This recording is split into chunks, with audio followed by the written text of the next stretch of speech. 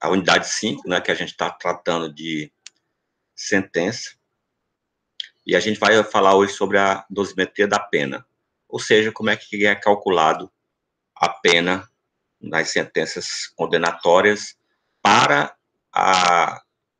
as penas privativas de liberdade.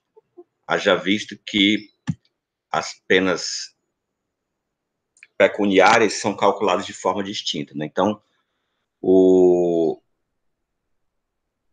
método de cálculo das penas pecuniárias utiliza o sistema bifásico, né? Então, calcula o número de dias que a pessoa é condenada, em seguida, o valor do dia multiplica-se, aí tem o valor da multa. Para as penas privativas de liberdade e restritivas de direito, utiliza-se o sistema trifásico. Na questão da restritiva de direito, quando a pena é convertida. Na verdade, ela é calculada como pena privativa de liberdade e, em seguida, o juiz converte a pena nos casos em que couber. Então, o que a gente vai analisar hoje é o sistema trifásico, mais uma vez repetindo, né, aquele para cálculo das penas privativas de liberdade. Então, nós vamos ter esse critério trifásico de fixação da pena previsto no Código Penal, no artigo 68. Então, a primeira fase vai ser a análise das circunstâncias judiciais. Então, você vai ter que verificar o que consta no artigo 59 do Código Penal, e ao final dessa primeira fase você tem uma pena base.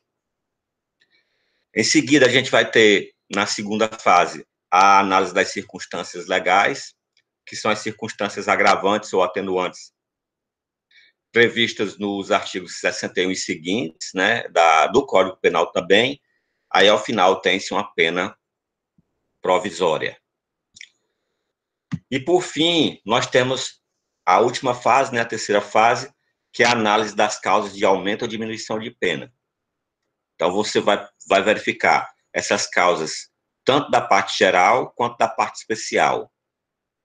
Essas causas, elas são expressas por frações, né? Então, quando se tem, por exemplo, no parágrafo 1º do artigo 121, a causa de diminuição de pena do homicídio, você vai ver que lá está expresso por fração.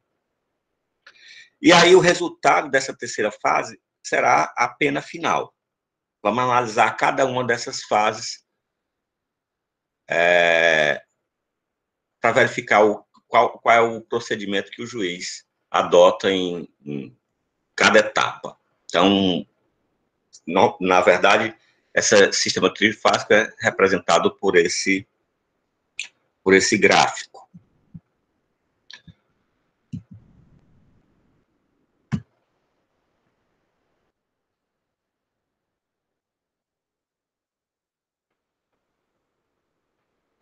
Como a gente já falou, né? Então, é um resumo, temos as circunstâncias judiciais e legais, as legais sendo genéricas e as específicas, sendo que as genéricas vão estar da parte da parte geral do Código Penal, artigo 61 a 67, enquanto que as causas de diminuição ou de aumento de pena, aí a gente não tem como determinar uma faixa específica, mas aí a gente tem exemplos, como, por exemplo, o artigo 14, que no caso de tentativa, né? E as específicas da parte especial, qualificadoras ou causas de aumento e diminuição de pena. Como, por exemplo, causa de diminuição de pena, eu já citei o parágrafo 1º do artigo 121, e como qualificador a gente pode citar aí o parágrafo 2º do 121 também. Detalhando um pouco mais esse gráfico, a gente vai ter que há primeiro a determinação de um regime inicial de cumprimento, né, ao final do cálculo. E aí, em seguida, a análise sobre a substituição da pena privativa de liberdade por alguma restritiva de direito ou multa. Só alertando, né, mais uma vez, que a questão da pena restritiva de direito há o cálculo, né, pelo sistema trifásico e para o final ser convertida. E a pena de multa não adota o sistema trifásico, o cálculo da multa adota o sistema bifásico, né, de dias multas, adotado no Brasil desde da reforma da parte geral, em 1984.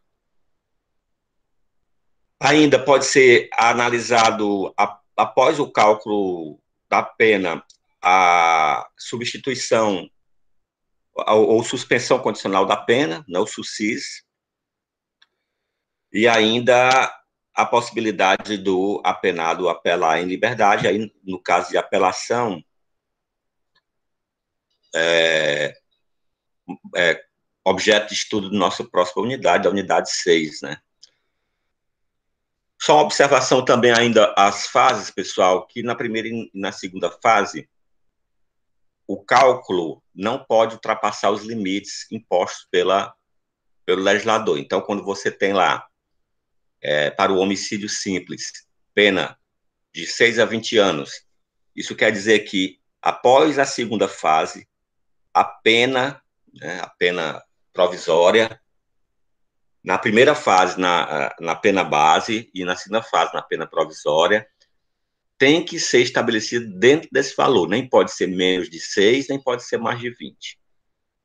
A pena vai aquém do inferior, do limite inferior, 6 anos, no nosso exemplo de homicídio simples, somente na terceira fase, ou além também dos 20 anos, somente na terceira fase. Então, só repetindo, primeira e segunda fase, a pena sempre vai estar dentro do limite estabelecido pelo legislador.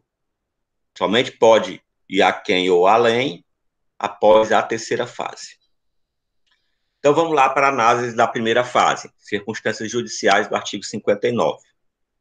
Então, o juiz vai analisar cada uma das 8 circunstâncias que constam do artigo 59 do Código Penal. Ou seja, vai analisar as circunstâncias que são favoráveis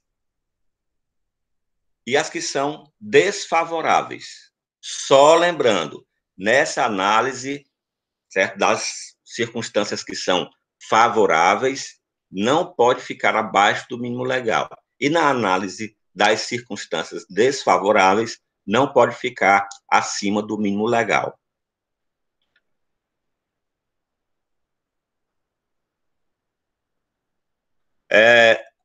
Um detalhe importante acerca dessa fase, pessoal. Não pode ser valorado negativamente qualquer situação que possa fazer parte da definição típica da conduta, nem quando caracteriza circunstâncias, ou seja, nem as circunstâncias que são agravantes, nem as que são causas especiais de aumento de pena. Por exemplo, não pode ser analisado se o agente agiu com violência, certo? Se o tipo penal que ele está se enquadrando, a sua conduta é, por exemplo, lesão corporal, porque na violência já é intrínseco da própria conduta da lesão corporal.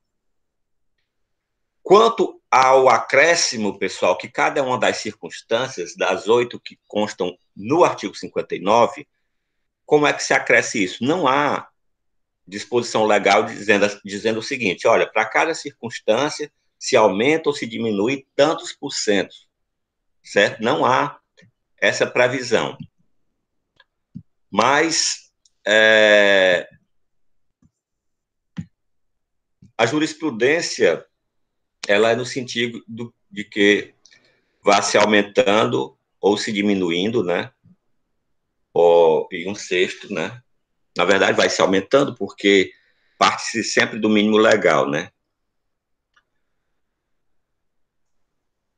Só observando mais uma vez que esse aumento para cada uma das circunstâncias tem que ficar dentro do mínimo legal. Vamos supor que vai sendo aumentado de um sexto, né, partindo do nosso exemplo do homicídio simples, 6 a 20 anos. Então, se estão presentes as 8 circunstâncias judiciais, então seria 8 vezes um sexto, né? Para cada uma da presença de uma delas, partiria-se dos 6 anos, aumentando um sexto. E o que são essas circunstâncias, essas 8? A primeira seria a culpabilidade do sentenciado, né? Então, vai ser verificado, aferido, o grau de intensidade e reprovação da conduta. Então, dois elementos fazem parte dessa análise da culpabilidade: o potencial conhecimento da ilicitude e a exigibilidade de conduta diversa. Pessoal, isso é um juízo de valoração, né? Ou seja, é uma análise que o juiz vai fazer na interpretativa daquela situação específica. Então, é muito comum você visualizar nas sentenças as seguintes expressões: o agente agiu com culpabilidade, pois tinha consciência da ilicitude do que faz. O agente agiu de má fé, sem importar-se com o seu semelhante que sofreu prejuízo. Então, são expressões que demonstram essa atividade do juiz, né, de valorar a culpabilidade do sentenciado. Só importante observação aqui: não se pode, por exemplo, utilizar para agravar a situação nessa primeira fase o fato de o acusado ter agido livre e conscientemente. Ora, porque isso já faz parte do elemento subjetivo da conduta quando ela é na forma dolosa. Então, o dolo é exatamente o fato do agente ter agido livre e consciente de sua conduta. Então, isso não poderia, em hipótese alguma, agravar a situação, pois, como a gente já falou anteriormente, faz parte da própria tipicidade, né? Então, é elementar do tipo, no caso aí, o elemento subjetivo, o dolo.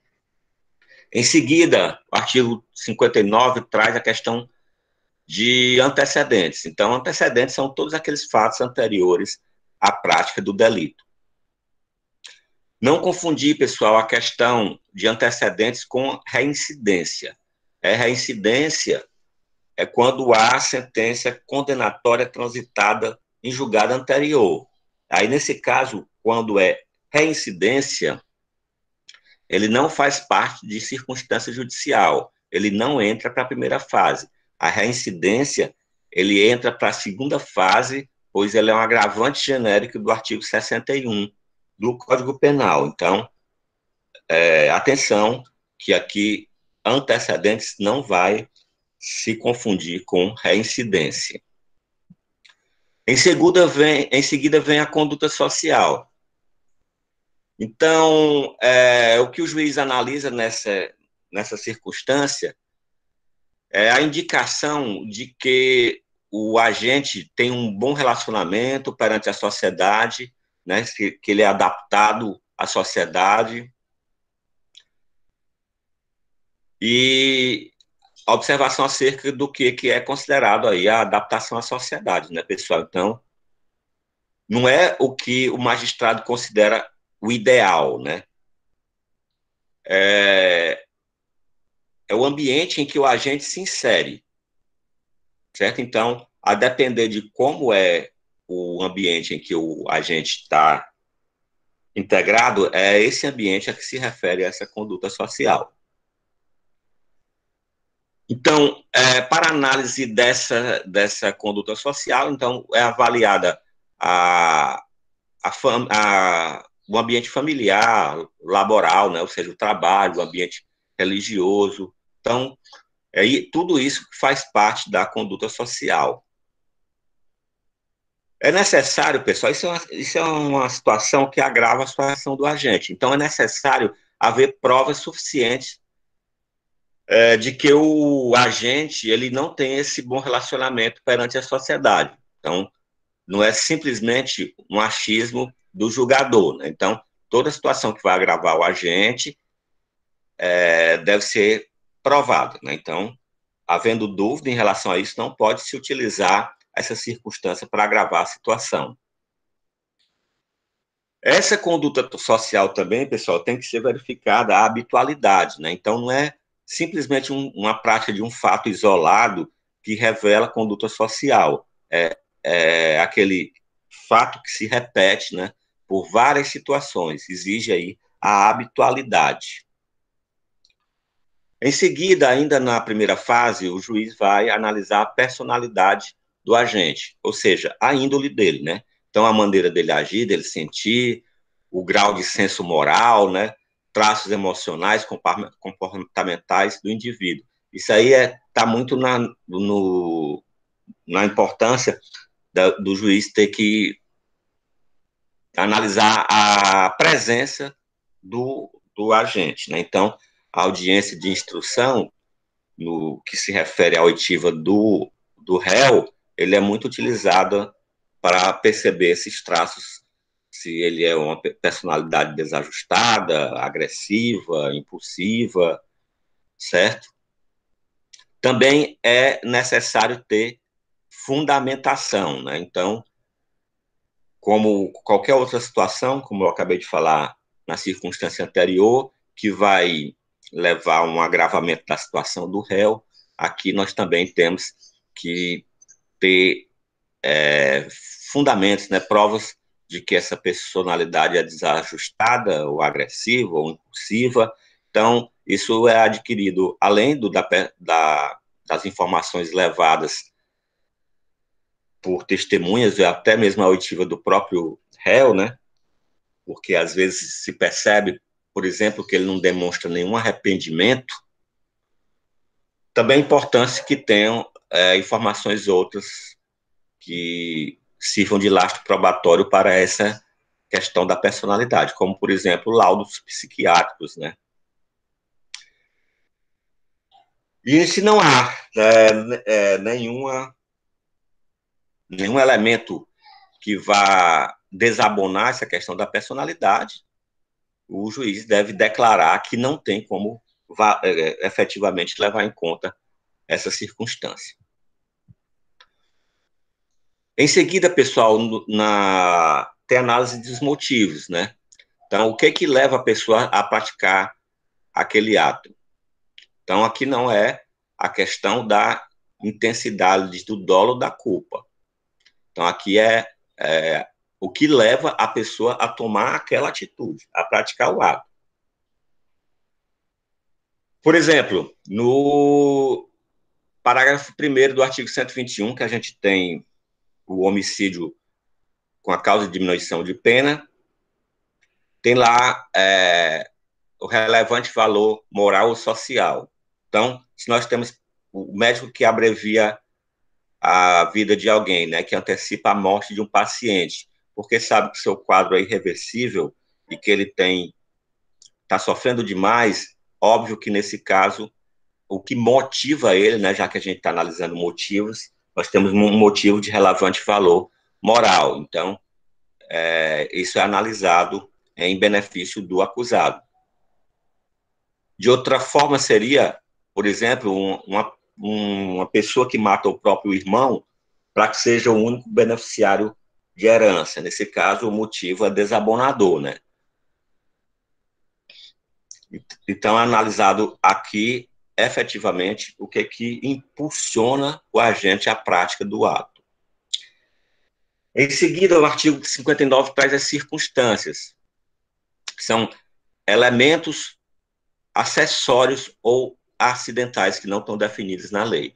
Então, vocês vão analisar nessa circunstância o lugar, o tempo, a duração, o relacionamento existente entre o autor e a vítima.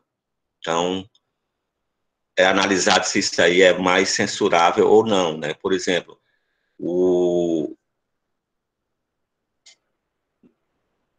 pais que praticam crimes dolosos contra seus filhos, né? Então, esse relacionamento familiar indica um desajuste maior do agente.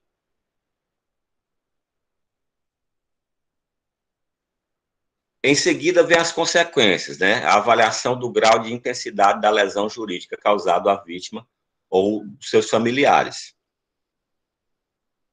Essas consequências elas podem ser materiais ou morais. Então, a consequência material, por exemplo, quando causar diminuição no patrimônio da vítima, né? O dano é moral quando implica dor, né? Sentimento, sofrimento psíquico. Sendo que, obviamente, essa questão não pode fazer parte da elementar do crime. Então, na questão das consequências materiais, quando eu falo em diminuição do patrimônio da vítima, isso não pode ser levado em consideração nos crimes patrimoniais, né? Por exemplo, furto e roubo, e também não pode ser levado em consideração o homicídio à vida da pessoa, né? Porque isso é elementar do tipo penal. Também é levado em consideração, pessoal, aí o comportamento da vítima. Olha, cuidado, que aqui no artigo 59, não é que se queira estar transferindo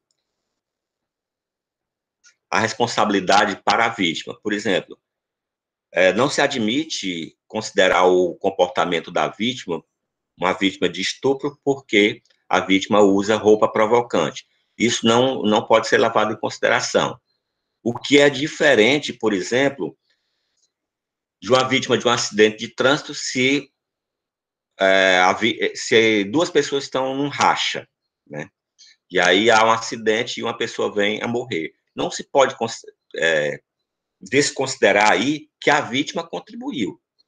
Outro exemplo, pessoas que são atropeladas atravessando a avenida embaixo de passarela. Não resta dúvida que aí há a contribuição da vítima, pois a vítima não deveria estar naquele local, naquele momento. Ela deveria estar fazendo uso do equipamento que o poder público dispõe para que ela faça a travessia da via. Então, cuidado quando se vai valorar esse comportamento da vítima. Aqui não é a transferência de responsabilidade de quem causa, de quem é autor do crime, né, de quem pratica o ato, transferindo essa responsabilidade para a vítima, certo? Então, que isso fique claro. Como exemplo de algumas condutas da vítima, né? Então, a vítima tem que instigar, provocar, desafia ou facilita a conduta delitiva. Então, facilita a conduta, por exemplo, no caso do exemplo que eu acabei de dar, da travessia embaixo de uma passarela. Outras questões que não podem ser consideradas aqui, a injusta provocação da vítima. Então, a gente tem, por exemplo, no artigo 121 e no 129, ter o agente praticado o ato logo após uma injusta provocação da vítima, isso já é circunstância do crime. Logo, não pode servir como circunstâncias judiciais na dosimetria da pena. Quanto à segunda fase, pessoal, só para encerrar a primeira fase, lembrando, ao término da primeira fase, a gente tem a pena base. Essa pena base não pode ser abaixo do mínimo legal, nem acima do mínimo legal. Dando exemplo inicial, no homicídio simples, artigo 121 caput. Se nós temos lá determinado pelo legislador os limites de 6 a 20 anos, a pena base, após o cômputo de todas as circunstâncias judiciais, tem que ficar entre 6, tem que ficar entre 20 anos. Né? Então, parte do mínimo legal, 6 anos, e para cada circunstância desfavorável, vai se acrescentando um percentual. Ao final disso, a gente tem a pena base, e aí parte dela, né, o ponto de partida para a segunda fase é essa pena base. Então, serão utilizados aqui os artigos 61 e seguintes, né, as circunstâncias agravantes e atenuantes previstas aí na parte geral do Código Penal. Então, as agravantes são aquelas previstas no artigo 61 e 62. Mais uma vez aqui, a gente não vai ter a legislação especificando quanto é que deve se agravar ou se aumentar na presença de cada uma dessas circunstâncias. E aí a doutrina e a jurisprudência vão estabelecer aí esse 1/6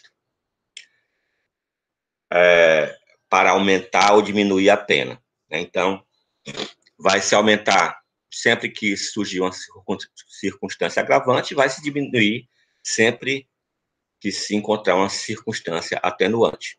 Lembrando, parte da pena base, não mais do mínimo legal estabelecido para cada um dos tipos penais. E, assim como na primeira fase, essa diminuição na presença de circunstâncias atenuantes e esse aumento na presença de circunstâncias agravantes não vão acima do mínimo legal, utilizando mais uma vez aquele exemplo do homicídio simples, de 6 a 20 anos, ao final da segunda fase, a pena ainda deve estar entre 6 e 20 anos. A primeira dessas circunstâncias agravantes vai ser a reincidência. Então, a reincidência tem como definição quando há o trânsito em julgado de sentença condenatória anterior. Lembrando a vocês que, passados 5 anos depois da extinção da última pena, o agente volta a ser primário. Então, é reincidente quando tem trânsito em julgado de sentença condenatória anterior à prática daquele fato, certo? E volta a ser primário quando, após cumprida a pena ou a pena extinta, passam-se 5 anos. Então, essa questão da reincidência ela não é perpétua, né? Ela tem um prazo de duração. Como é uma circunstância que vai agravar, né, o caso da reincidência, é preciso que se junte a certidão que comprove a condenação anterior, certo? O trânsito em julgado da condenação anterior. Então, enquanto não pode haver condenações, mesmo que não haja trânsito em julgado, não há reincidência.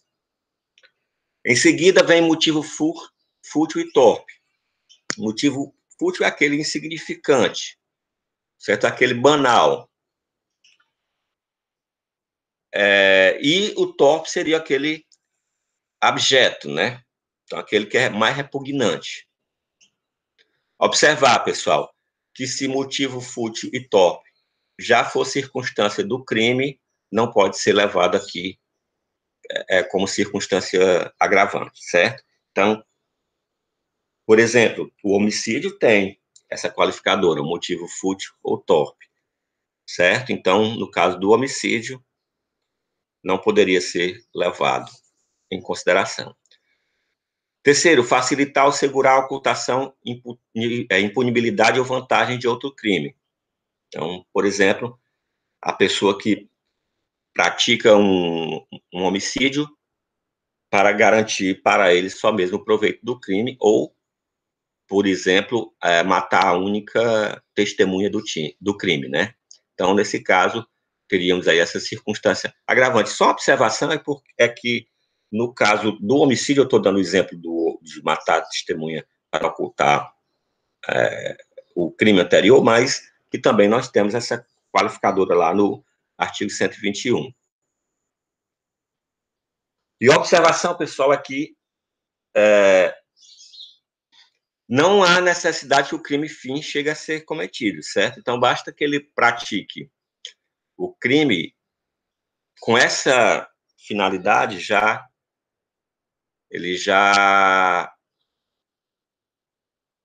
ocorre essa agravante. Por exemplo, o indivíduo que a correnta prende, amarra, né, amordaça, deixa em cárcere o segurança vamos supor, de um empresário para facilitar o sequestro desse empresário, o crime de amarrar o segurança foi para facilitar o crime seguinte. Mesmo que ele desista de sequestrar o empresário, nesse caso ele já praticou um crime anterior para assegurar facilitar o crime posterior. Então, mesmo que haja desistência aí, já está caracterizada essa agravante.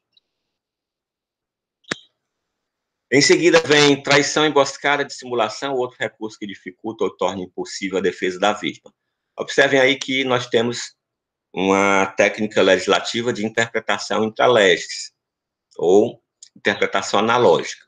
O que o legislador quer dizer é o seguinte: é uma circunstância agravante qualquer recurso que dificulte ou torne impossível a defesa da vítima. Por exemplo, traição, emboscada, dissimulação. Então, traição, emboscada e dissimulação são exemplos de recurso que torne impossível ou dificulte a defesa da vítima. Por exemplo, que entraria na forma genérica aí, pessoa que pratica um roubo durante o sono, né? A vítima está impossibilitada de defesa. Então, Os exemplos aí de traição seria a deslealdade, né?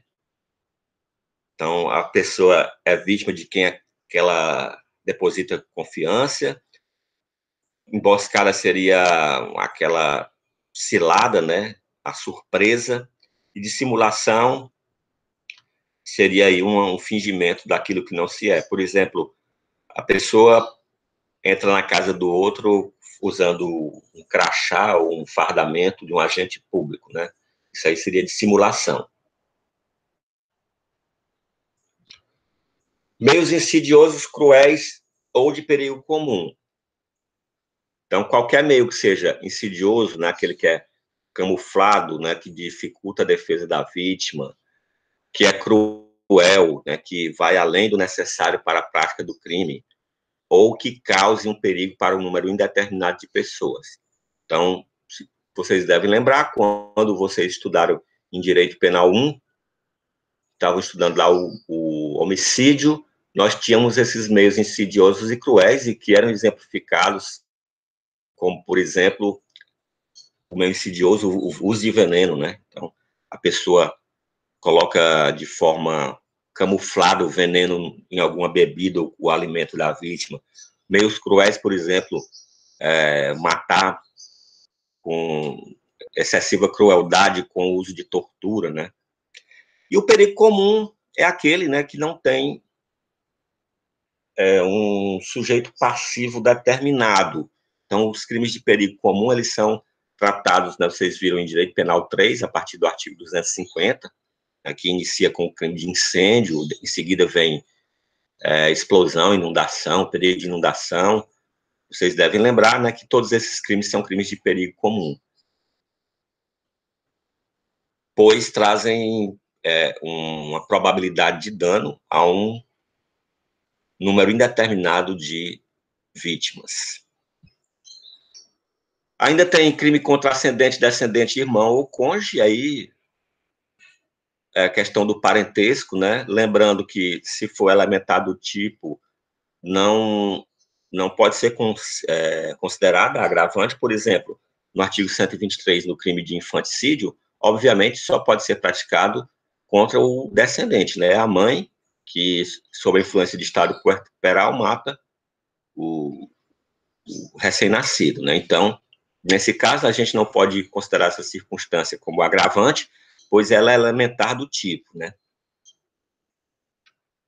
Em seguida, vem o abuso de autoridade ou prevalecendo de relações domésticas, de coabitação, de hospitalidade. Então, aqui vai além da questão do parentesco, né? Basta que haja coabitação, relações domésticas não exige parentesco também, por exemplo, pode ser a relação que você tem com o empregado doméstico, e hospitalidade também vai além do parentesco. Então, se você hospeda uma visita, ela está nessa relação de hospitalidade. Em seguida, vem o abuso de poder ou violação inerente a cargo, ofício, ministério ou profissão. Então, aí deve-se observar que só quem pode receber, né, nessa segunda fase é o agente que realmente, efetivamente, exerce esses cargos, ofício, ministério, né? Por exemplo, um funcionário público, um ministério, um pastor, um padre, né? Ou uma profissão, um advogado, um médico.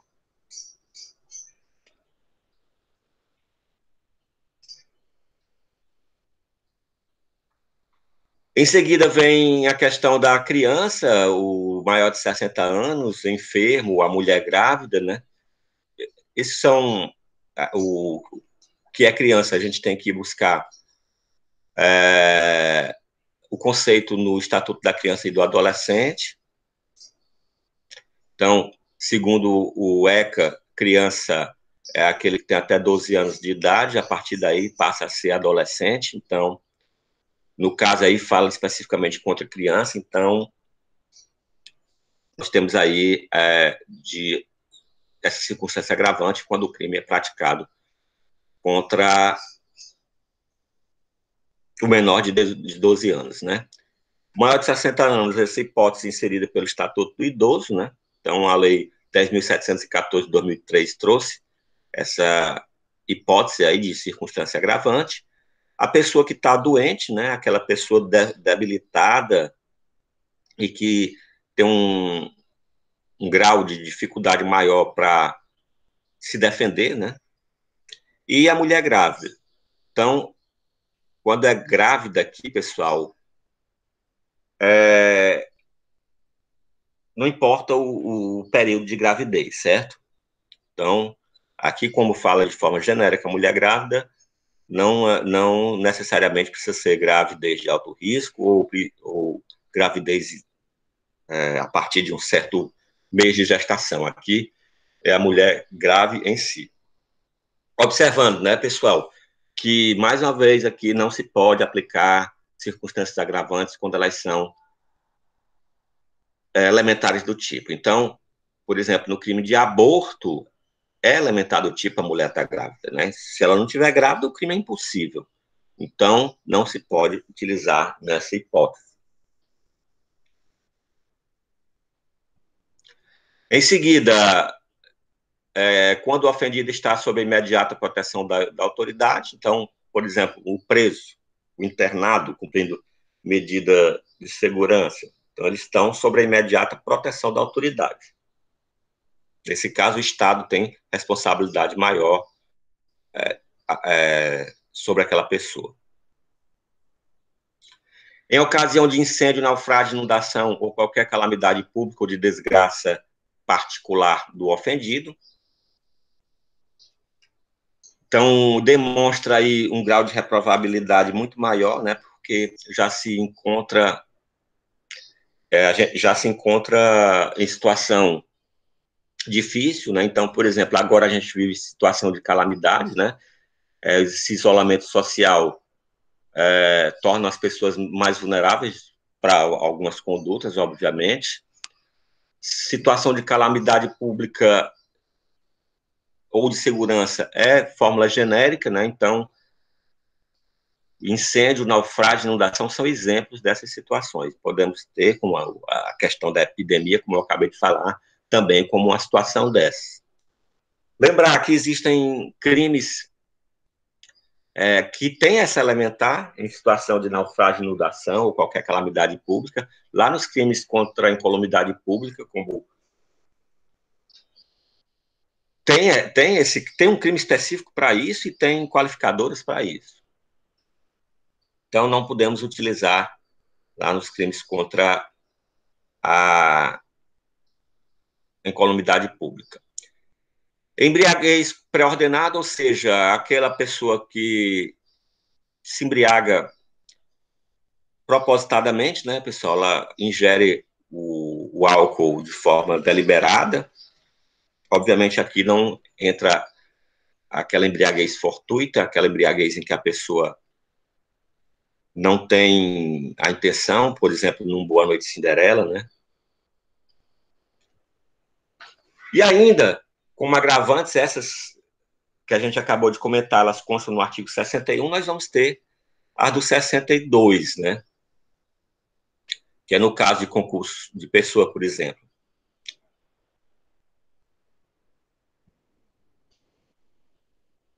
Ainda na segunda fase, nós vamos ter as atenuantes. As atenuantes são previstas no artigo 65 e 66. Então, você, nessa fase, pode fazer compensações, né? Então, você pode aplicar agravantes e, em seguida, as atenuantes que vão compensar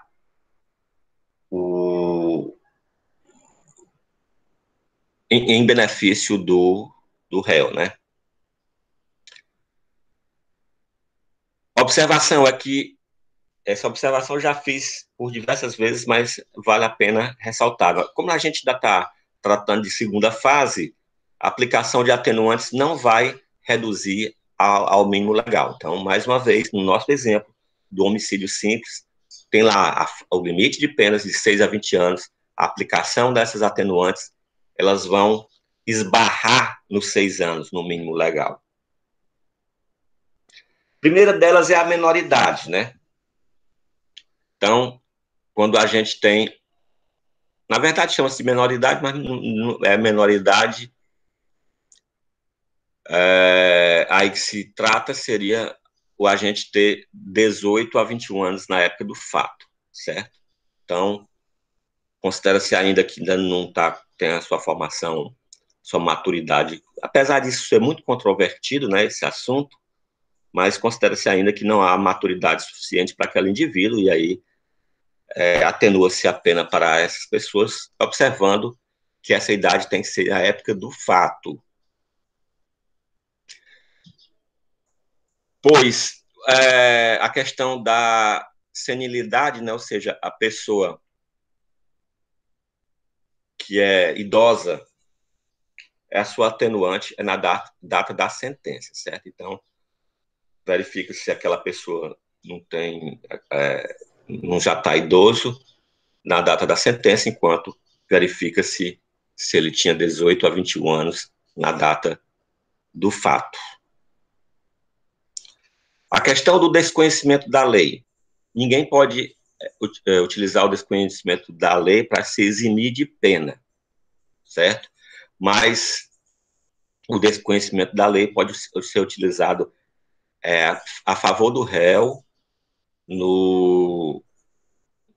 como atenuante. Não sei se vocês lembram que há bem pouco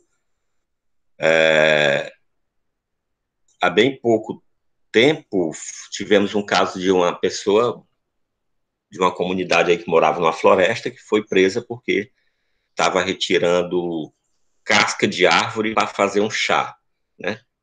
Obviamente, essa pessoa não tinha o conhecimento que retirar aquela casca de árvore era crime, né? Então, nesse caso, ela vai responder pelo crime, mas na dosimetria da pena, o juiz vai considerar esse fato para diminuir, né?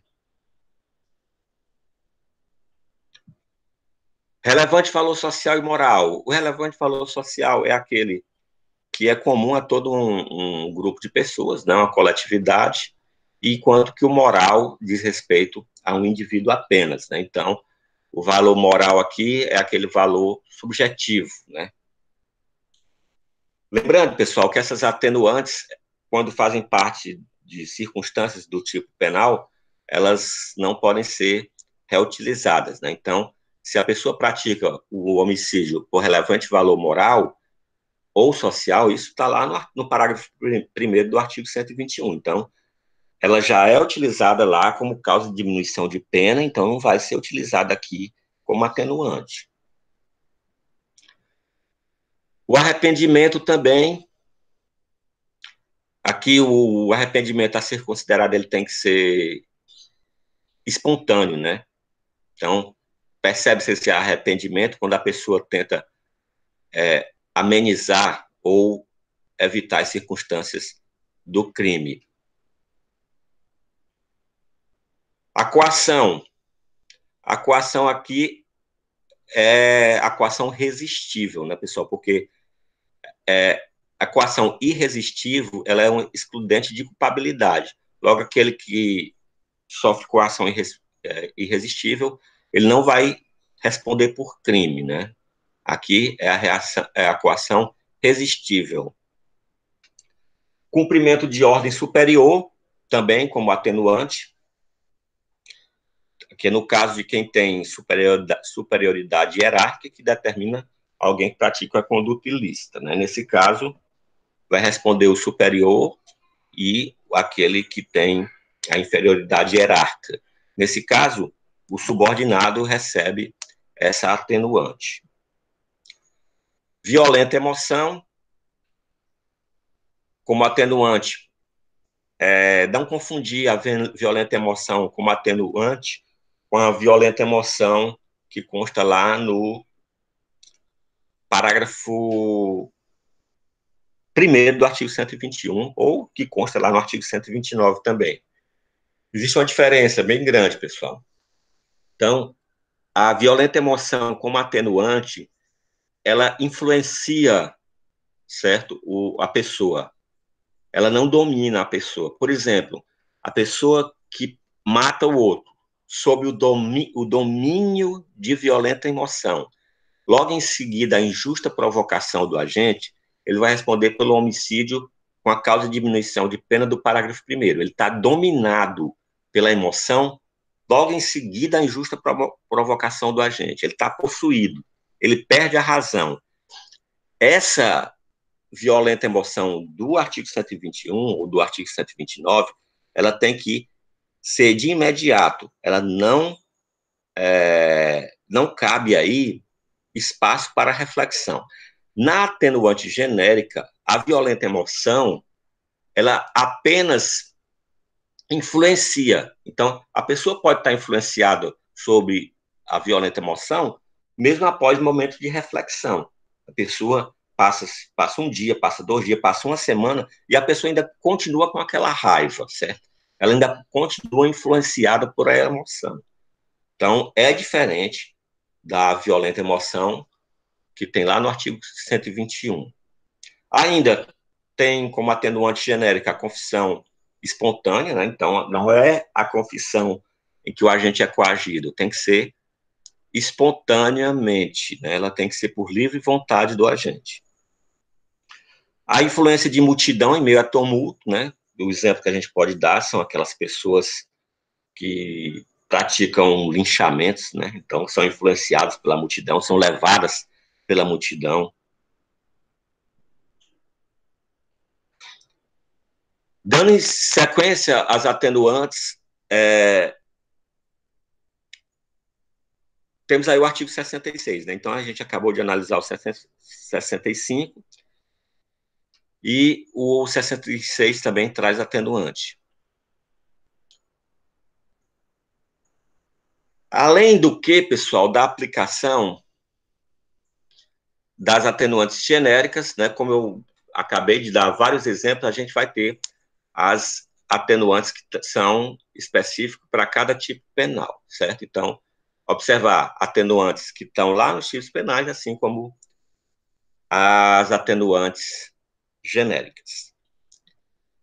Findado isso, pessoal, a segunda fase, eu tenho uma pena provisória. Então, só repetindo, terminado a primeira fase, eu tenho uma pena base. Terminada a segunda fase, eu tenho uma pena provisória.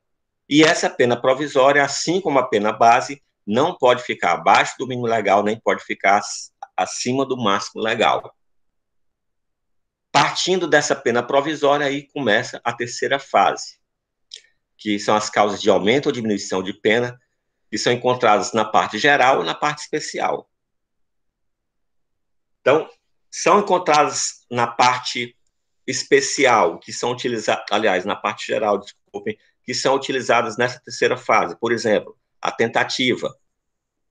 Lá no artigo 14, né, que tem a definição do que é crime consumado e crime tentado, quando o crime é tentado, tem lá uma aplicação de um redutor para a pena.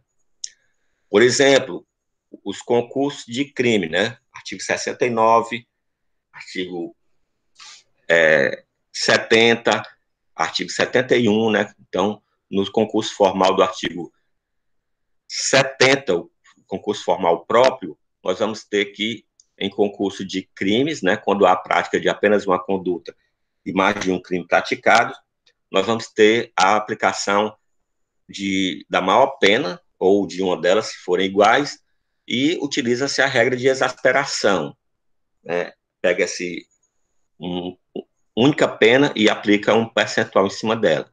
E do crime continuado, a mesma coisa, né? Então, exemplo, na pessoa que sai numa avenida praticando roubo em todas as farmácias que nessa avenida. Então, é considerado crime continuado, né? Como se uma conduta fosse continuação da outra.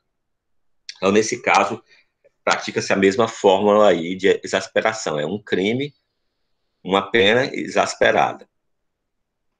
E na parte especial, a gente tem que analisar cada um dos tipos penais, né? Então, por exemplo,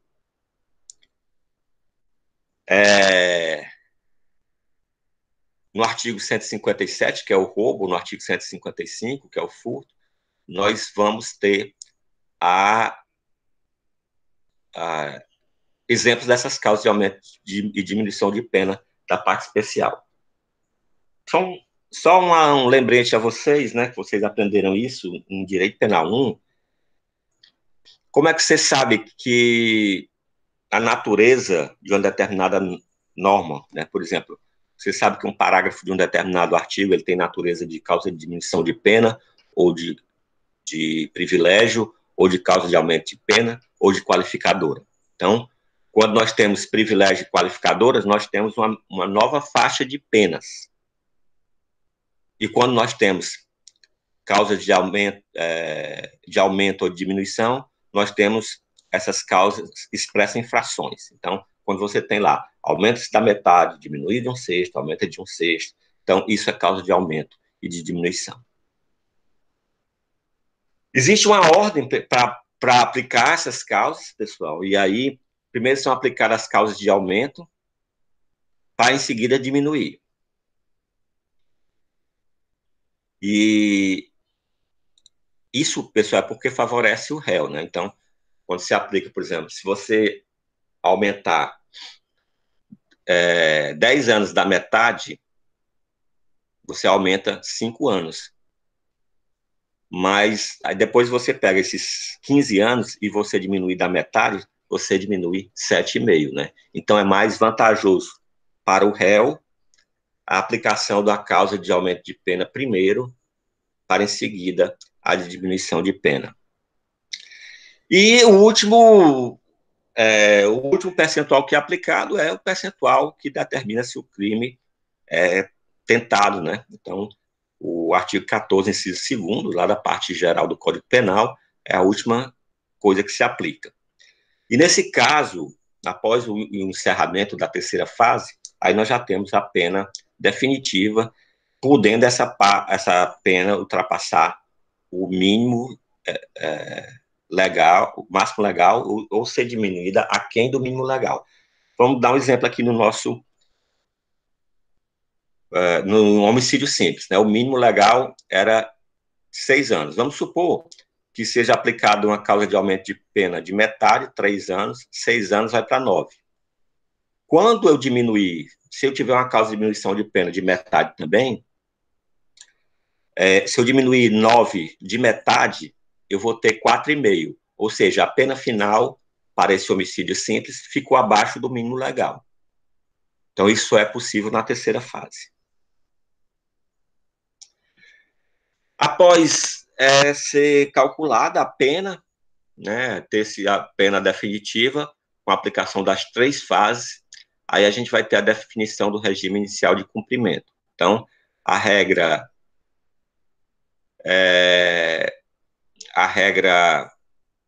está no artigo 33 e que vai estabelecer quais são os regimes de cumprimento de pena, né, se é fechado, se é semiaberto ou se é aberto. Lembrando que a questão de regime integralmente fechado, como já previu algum dia a Lei 8.072, que é a Lei de Crimes Hediondos, não é possível. Nem sequer o STF autorizou que a lei fosse modificada para o cumprimento de regime inicialmente fechado, certo? Porque isso fere um princípio constitucional da individualização da pena. Então, não pode haver regra que determine que sempre será fechado ou que sempre iniciará no regime fechado.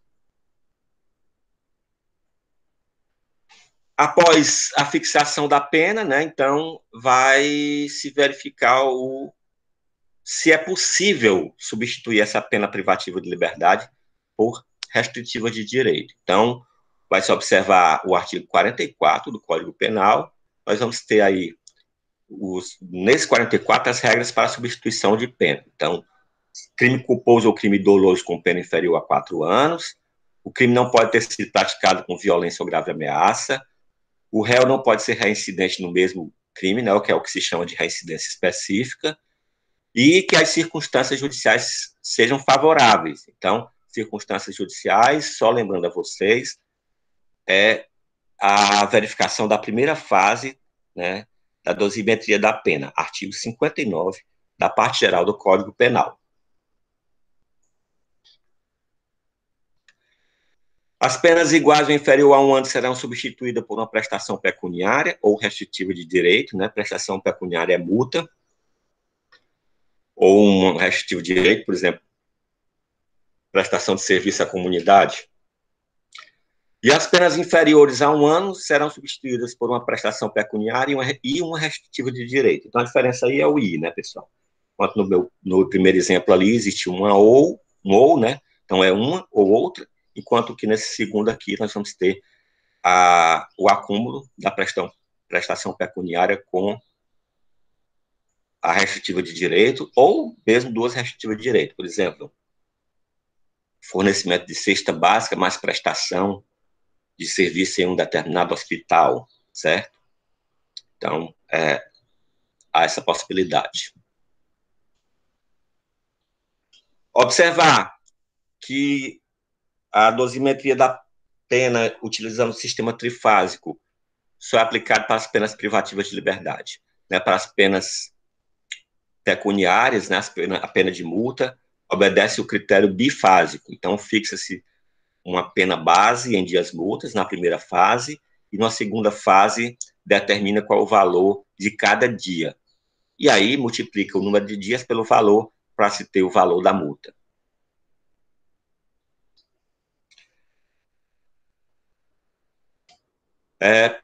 Pessoal, então, de forma bem sintética, é disso que trata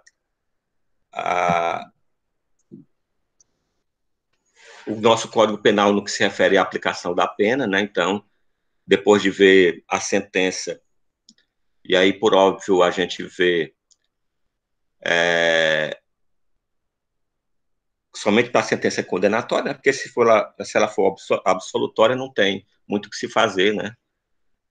E se ela for condenatória, ela vai trazer essa obrigatoriedade do juiz calcular a pena. Lembrando que no tribunal do júri, né, no rito do tribunal do júri, nós vamos ter que o juiz só calcula a pena, né, porque que determina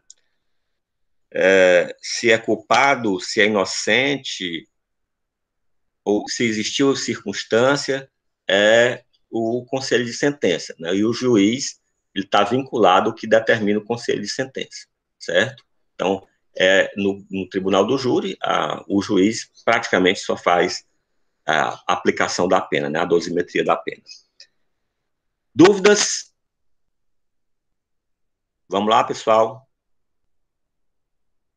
Não, se não há dúvidas... Professor, Oi. o senhor pode repetir aquela parte que o senhor falou do parágrafo 1º do artigo 121, aquela questão do irmão que matou o outro, que eu não entendi muito bem. Mas do 121, do parágrafo 1º, né? É o seguinte, o parágrafo 1º, ele traz a causa de diminuição de pena do homicídio, certo? Do 121. Que ele diz o seguinte: ter o agente agido por violenta emoção, logo em seguida a injusta provocação da vítima. E ainda tem o relevante valor moral e o relevante valor social. O relevante valor moral e o relevante valor social, eles se confundem, certo? Com as atenuantes do artigo 65. Então, você usa uma ou usa outra. Agora, o teu sujeito agido logo em seguida a injusta provocação sob o domínio de violenta emoção, ele não é a mesma coisa da atenuante do 65. Porque o artigo 121, do parágrafo 1º, exige que o agente esteja dominado, possuído, a pessoa sai de si, aquela situação que você é provocado e perde o controle. A reação é imediata. Já a atenuante do 65, lá ele exige apenas a influência da emoção, certo? Então, na atenuante do 65, cabe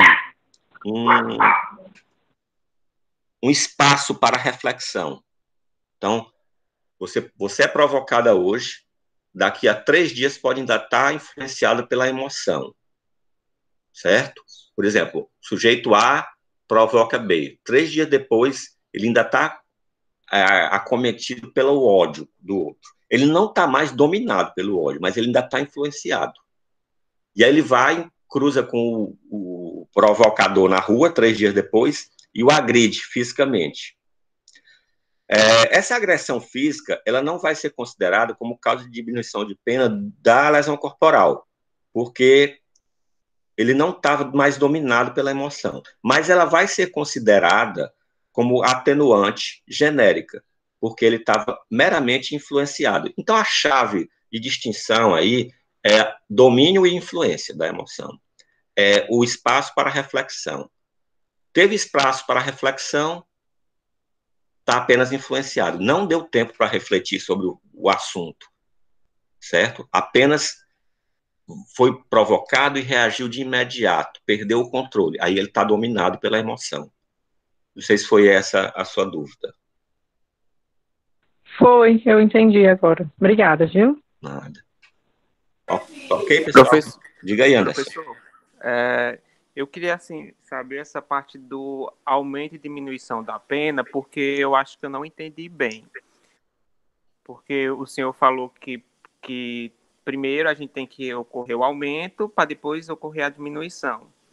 Mas isso não interfere... Assim, essa diminuição não interfere, não, no momento disso, desse processo? Sim, interfere. E é exatamente por isso que tem que ser primeiro um.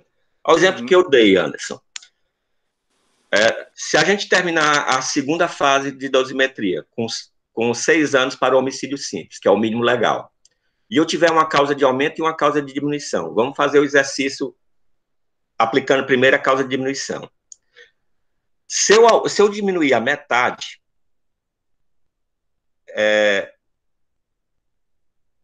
aliás, se eu aumentar a metade, eu vou de 6 anos para 9 anos, certo? Então, que a metade de 6 é 3. Quando eu vou aplicar a causa de diminuição de pena, qual é a metade de 9, já que eu já apliquei a causa de aumento? A metade de 9 é 4,5. Então, quando eu aplicar a diminuição, a pena base, a pena provisória, que era 6, passa a ser definitiva 4,5. Vai abaixo do mínimo legal. Então, é exatamente para ter essa influência mesmo. Entendi. Obrigado, professor. Ok. Pessoal, bom dia para vocês, que eu já estou no horário da outra aula, da outra turma. O material vai ficar disponível para vocês no Unifor Online, certo? Então, até quarta-feira.